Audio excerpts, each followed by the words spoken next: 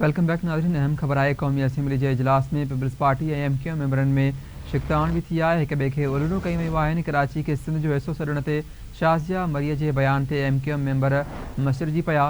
शाज़िया मरी जो चवणु आहे त PWD सां लाॻापियल सिंध जा मनसूबा वफ़ाक़ी हुकूमत खे ॾियणु साज़िश आहे। कराची सिंध जो हिसो आहे, उन जा मनसूबा वफ़ाक़ खे ॾियण वारो अमल क़बूल नाहे। MQM औरत मेंबर आसिया इसाक़ चयो त कराची उतां जे रहवासियुनि जी आहे।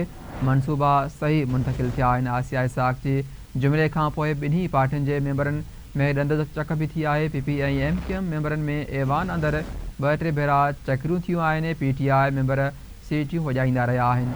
अहम ख़बर आहे क़ौमी असेंबली जे इजलास में PP ऐं MQM मेंबरनि में शिकतान भी थी आहे। कराची खे सिंध जो हिसो छॾण ते शाज़िया मरीअ जे बयान ते MQM मेंबर मसिरजी पिया।